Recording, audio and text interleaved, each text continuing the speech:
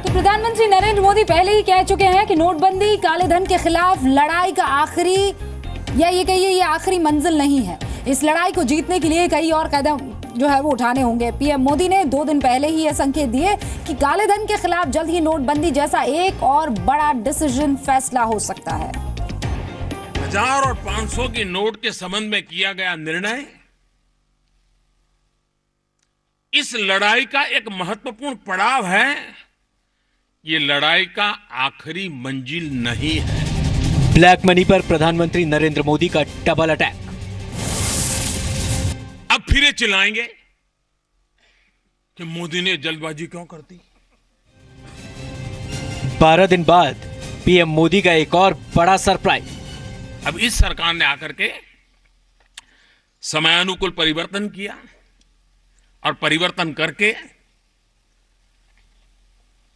उसको नोटिफाई कर दिया। अब मान लीजिए मैं आगे कोई कदम उठाऊंगा, ये सरकार उठाएगी कदम। आखिर हमने बेनामी संपत्ति का कानून पारित क्यों किया है? बेनामी संपत्ति यानी बिना नगद वाला काला धन।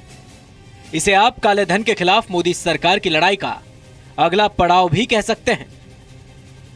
500 और 1000 रुपए के पुराने नोटों पर वज्र गिरने के बाद अब बेनामी संपत्ति पर सुनामी आने वाली है, वो भी बहुत जल्द, क्योंकि सरकार ने अलार्म बजा दिया है। आपने 88 से अब तक उसको लागू नहीं किया। देश में बेनामी संपत्ति इकट्ठी करने वालों को खुली छूट दे दी और यह सरकार कानून पारित कर चुकी है, नोटिफाई कर चुकी है। लागू करने के लिए कदम उठाएगी और फिर आप चिल्लाना शुरू करोगे क्या? क्या देश ऐसे चलाओगे क्या? मोदी सरकार 2015 में ही गैर कानूनी पैसे से बनाई गई संपत्ति पर कार्रवाई के लिए बेनामी ट्रांजैक्शन बिल लेकर आई थी। संसद ने अगस्त 2016 में इसे पारित किया और 1 नवंबर 2016 से नया बेनामी सौदा कानून लागू हो गया। 8 नवंबर को नोटबंदी के बाद पीएम मोदी ने बेनामी संपत्ति वालों पर कड़ी कार्रवाई करने का सार्वजनिक ऐलान भी कर दिया।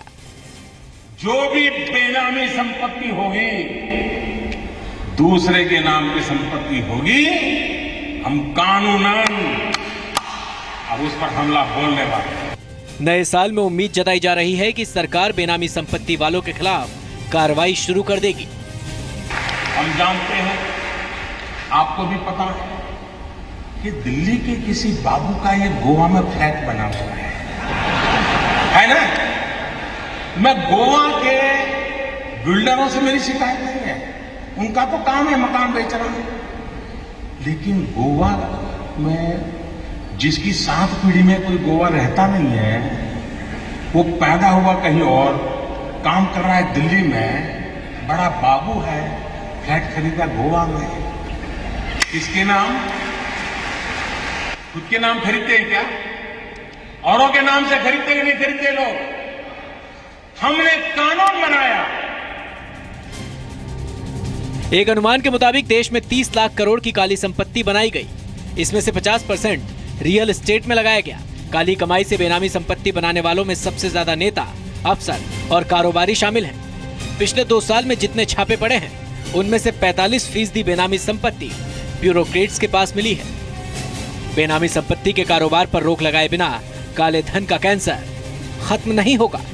ऐसे में यह मुमकिन है कि नए साल में बेनामी संपत्ति के खिलाफ 8 नवंबर जैसा कोई ऐलान हो जाए। ब्यूरो रिपोर्ट, जी मीडिया।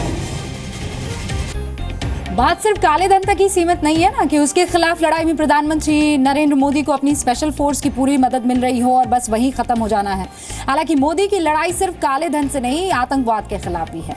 अब आपको दिखाते हैं आतंकवादियों के खिलाफ पीएम मोदी का पिंक फॉर्मूला है क्या। आतंकवाद के खिलाफ मोदी का पिंक फॉर्मूला। देश विरोधी और समाज विरोधी तत्वों के पास मौजूद 500 रुपये, 1000 रुपये के पुराने नोट अब केवल कागज के एक टुकड़े के समान रह जाएंगे। नोटबंदी का फैसला सिर्फ काले धन को खत्म करने के लिए नहीं है, ये फैसला आतंकवाद की कमर तोड़ने के लिहाज से भी बेहद अहम है। खुफिया रिपोर्ट के मुताबिक 500 और 1000 रुपए पर बैन से आईएसआई के 12 लाख करोड़ रुपए बेकार हो गए। जम्मू कश्मीर में आतंकियों को फंडिंग पर ब्रेक लग गया। अब हालात ये हैं कि कल तक जो आतंकी संगठन सिर्फ खून बहाते थे, अब एक एक पैसे के लिए मोहताज हैं और बैंक लूट रहे हैं। जम्मू कश्मीर में बैंक लूट के इस वीडियो में हथियार लेस आतंकी बैंक लूटते दिख रहे हैं। नोट बैन के बाद आतंकियों ने जम्मू कश्मीर में बैंकों में अब तक 5 बार लूट की कोशिश की, जिसमें एक बार वो नाकामयाब रहे। बाकी 4 बैंक लूट मिलाकर करीब 40 लाख रुपए लूटने में आतंकी कामयाब रहे। पैसा हमेशा एक जो भी टेररिस्ट ऑर्गेनाइजेशन है उसकी जरूरत रहती है। वो हमेशा उनको हमेशा जरूरत पड़ती है कि वो अपने लॉजिस्टिक्स और अपनी अरेंजमेंट्स जो हैं वो पैसे की बिना पर करें। और डिमोनेटाइजेशन के बाद डेफिनेटली जो अभी तक हमको प्रूफ मिल रहे हैं और जो इस तरह की वारदात हो रही हैं उनसे ये क्लियरली साबित होता है कि इसमें जरूर एक कैश क्रम जो है तो उनके पास हुआ है और उसी वजह से ये जो डकैतियां और लूट खसूट। सीसीटीवी तस्वीरें आतंकियों की बेचैनी और घबराहट साफ बता रही हैं। तस्वीरों में आप देख सकते हैं कि आतंकियों ने लोगों को बंधक बनाया और लूट की वारदात को अंजाम दिया।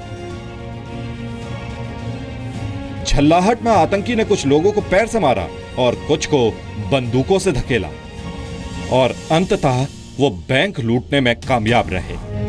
दरअसल आतंकी फंडिंग कश्मीर में हमेशा एक बड़ी समस्या रही है, जो अलग अलग हवाला के जरिए पाकिस्तान से आतंकियों के लिए आती रही है।